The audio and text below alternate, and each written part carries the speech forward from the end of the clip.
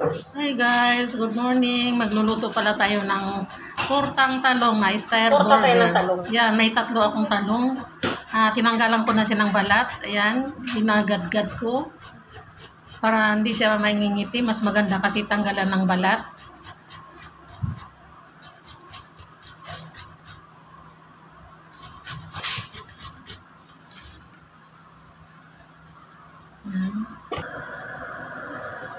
Pagkatapos, maggadgad din ako ng isang pirasong bawang.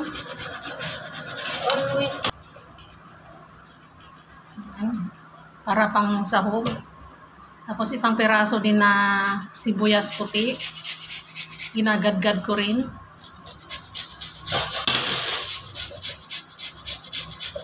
Mas maganda kasi pag durog yung bawang at saka sibuyas. Yan, ihalo natin dun sa ginadgad ko na talong na binalatan. Tinanggalan ko ng balat. Maglagay ako ng 2 itlog.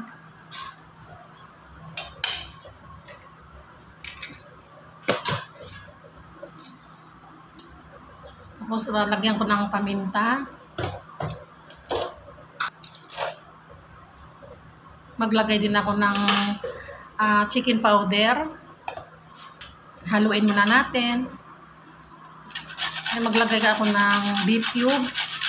Galing kasi sa rep yung beef cube ko, kaya ginagadgad ko rin. Matigas kasi.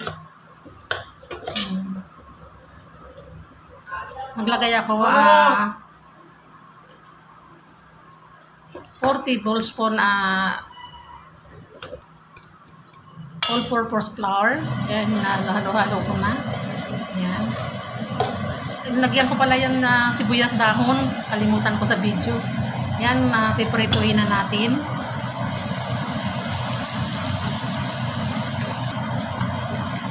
Madali lang yan maluto, guys.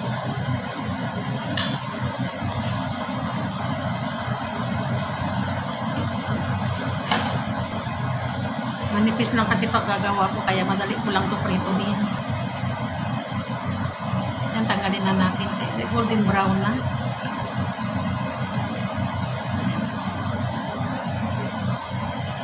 Yan siya, oh.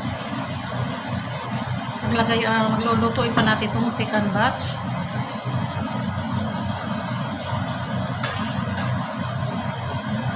Tanggalin na natin. Madali lang kasi ito maluto.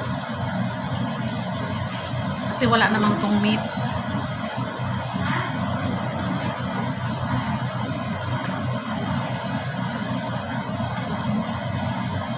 Pag mag-golden brown na, luto na yan. Yan ang finished product mo sa tortang talong style burger style. Thank you for watching. Bye-bye!